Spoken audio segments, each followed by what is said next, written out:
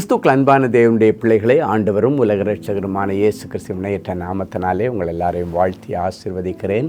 இந்த டிசம்பர் மாதம் 14ஆம் தேதி மங்கள வார்த்தை நிகழ்ச்சி மூலமாக உங்களை நேரடியாக உங்கள் வீடுகளில் சந்திக்கிறது எனக்கு ரொம்ப ரொம்ப ரொம்ப சந்தோஷம்.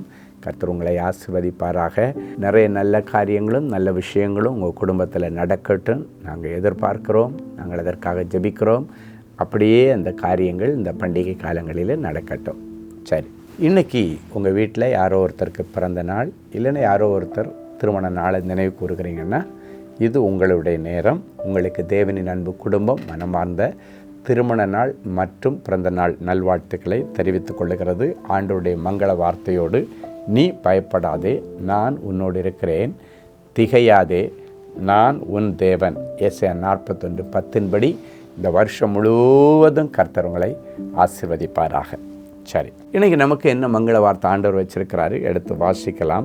சங்கீதம் 128:2.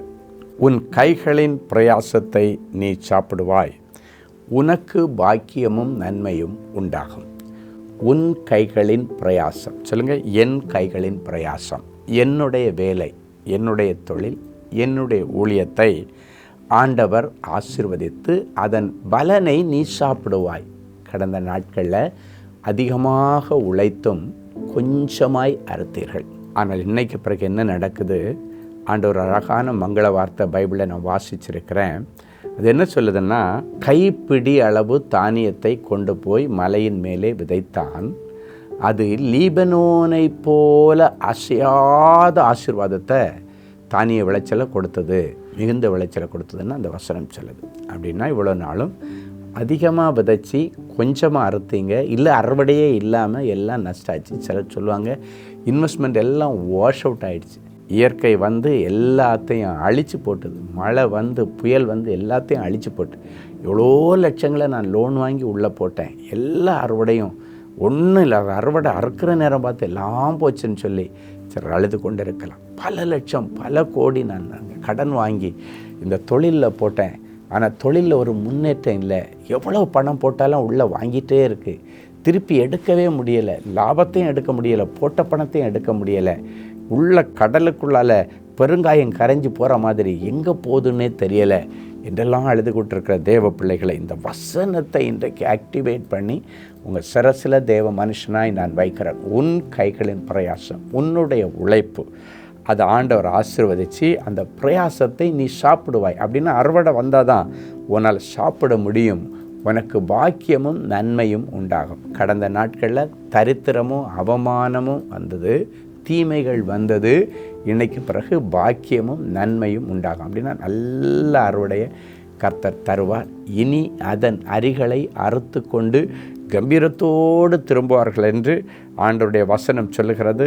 இனி அதன் அரிகளை அறுத்து கொண்டு கம்பீரத்தோடே திரும்புவார்கள் என்று சங்கீதம் 126:6 நாம் வாசிக்கிறோம்.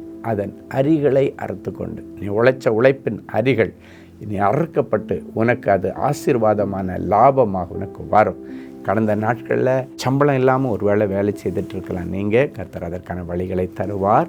சம்பளத்துக்கு அந்த போஸ்ட்டை சேங்ஷன் பண்ணி தருகிறார். ஒருவேளை உனக்கு எல்லாம் சேங்ஷனான போஸ்ட்டில் கூட சம்பளம் பல மாதமாக வராமல் இருக்கலாம். அதை நிமித்தம் கடன் வாங்கி உள்ளே போட்டு காலத்தையும் குடும்பத்தையும் ஓட்டுறீங்க. இன்றைக்கி யார் உனக்கு சம்பளம் பாக்கி வச்சுருக்கிறாங்களோ அவங்க இருதயத்தில் பேசி அதை ஆண்டவர் முழுசாக மொத்தமாக உனக்கு கொண்டு தரவும், அதை நிமித்தம் உருப்படியாக ஏதாவது ஒரு நல்ல காரியத்தை நீங்கள் செய்யவும் கர்த்தர் உதவி செய்வார். சரியா? சரி, இன்றைக்கி ஒரு நல்ல சாட்சியை கேட்கலாமே. Sister C. உமா மகேஸ்வரி, தஞ்சாவூர். என்னுடைய மருமகனுக்கு 34 மாதங்களாக வேலை கிடைக்காமல் மிகவும் கஷ்டப்பட்டு கொண்டிருந்தார். கையில் பணம் இல்லாமல் பல இடங்களில் கடன் வாங்கி வாழ்க்கையை ஓட்டி கொண்டிருந்தார். இந்த நிலைமையில் நானும் என்னுடைய மகளும் தஞ்சாவூரிலிருந்து ஆறுதலை தேடி ஒரு நாள் சுகமளிக்கும் கூட்டத்திலே கலந்து கொண்டோம். கூட்டத்தின் முடிவில் சகோதரர் ஸ்டீஃபன் அவர்களிடம் என்னுடைய மருமகனுக்கு வேலை கிடைக்க ஜெபிக்கும்படி கேட்டுக்கொண்டேன். சகோதரர் அவர்கள் வேலை கிடைக்கும் என்று சொல்லி ஒரு மங்கள வார்த்தை சொல்லி ஜெபித்தார். நானும் என்னுடைய மகளும் விசுவாசத்துடன் வீட்டிற்கு திரும்பி வந்தோம்.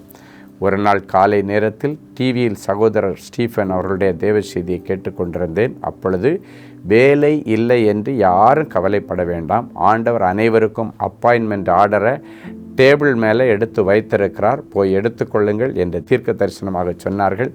அந்த ஜெபத்திற்கு பிறகு என்னுடைய பேத்தி தொலைபேசியில் அழைத்து அப்பாவிற்கு வேலை கிடைத்து விட்டது என்று தெரிவித்தாள். பாருங்கள், 34 மாதம் வேலை இல்லாமல் கடன் வாங்கி குடும்பத்தை நடத்தி கொண்டிருக்கிற ஒரு சூழ்நிலையில் அன்பு பிள்ளைகள் நாங்கள் நடத்துகிற ஆறுதலை தேடி ஒரு நாள் கூட்டத்துக்கு வந்தாங்க. அது மட்டும் இல்லை, அடுத்த நாள் காலையில் அவங்க டிவியில் ஒரு செய்தியை கேட்டாங்க. அப்போ ஆண்டவர் சொல்கிறாரு, வேலை இல்லாத பிள்ளைகளுக்கு ஆண்டவர் அப்பாயின்மெண்ட் ஆர்டரை உன் டேபிளில் வச்சுட்டாரு, போய் எடுத்துக்கோன்னு சொன்னார். ஸோ கர்த்தர் நல்லவர், அவர் கிருபை என்றும் உள்ளது. இன்றைக்கி ஒரு வேலை இல்லாத பிள்ளைகளுக்கு ஆண்டவர் வேலை தருவார். சம்பளம் கம்மியாக இருக்கிற பிள்ளைகளுக்கு சம்பளத்தை தருவார். தொழிலில் நஷ்டமடைந்த பிள்ளைகளுக்கு நல்ல லாபத்தை கொடுத்து இழந்து போன எல்லாத்தையும் திருப்பிக் கொள்ள உதவி செய்வார். ஜெபிக்கலாமா? அன்பான ஆண்டவரே, உமக்கு நன்றி. என் பிள்ளைகளுடைய கைகளின் பிரயாசம் எல்லாம் வீணாக போகுதுப்பா, உழைப்பெல்லாம் வீணாக போகுதுப்பா, என் பிள்ளைகளுடைய இன்வெஸ்ட்மெண்ட் எல்லாம் வீணாக போகுது. இன்றைக்கு என் பிள்ளைகளுடைய கைகளின் பிரயாசத்தை நீ சாப்பிடுவாய், உன் உழைப்பினால் வருகிற திராட்சை ரசத்தை நீ சாப்பிடுவாய், உனக்கு பாக்கியமும் நன்மையும் உண்டாகும் என்று சொன்னீரே. இந்த வார்த்தை அப்படியே நிறைவேற்றட்டும். நல்ல லாபம் உண்டாகட்டும், நல்ல ப்ரொமோஷன் உண்டாகட்டும், அதை நிமித்தம் கடனெல்லாம் அடைக்கப்படட்டும். யார் யார் என் பிள்ளைகளுடைய உழைப்பின் பலனை இதோ தரேன்னு சொல்லி வாங்கிட்டு போயிட்டு இன்னும் கொடுக்கலையோ, அவர்களுடைய இருதயத்தில் பேசி உன் ஆகாரத்தை அந்நிய புத்திரனுக்கு கொடேன், உன் உழைப்பினாலாகிய திராட்சை ரசத்தை அந்நிய மனுஷன் வைத்திருப்பதில் என்ற வசனத்தை அனுப்பி அதை என் பிள்ளைகளுக்கு மீட்டு கொடுத்து நிம்மதியாக கடனில்லாமல் வாழ நிறைஞ்ச மனசு என் பிள்ளைகளை ஆசீர்வதிக்கிறேன். அற்புதம் செய்யும் இயேசுவின் மூலம் பிதாவே, ஆமென். அன்பு தேவனுடைய பிள்ளைகளே, இந்நிகழ்ச்சியின் மூலம் நீங்கள் பெற்றுக்கொண்ட ஆசீர்வாதங்களையும் உங்கள் ஜெப விண்ணப்பங்களையும் அனுப்ப வேண்டிய முகவரி: தேவனின் அன்பு ஊழியங்கள், Vinayak avenue, OMR road, Okkiyam, Thoraipakkam, Chennai 600097. மேலும் 24 மணி நேர ஜெப உதவிக்கு 044-24547-999 மற்றும் 9941150999 என்ற எண்களுக்கு தொடர்பு கொள்ளுங்கள்.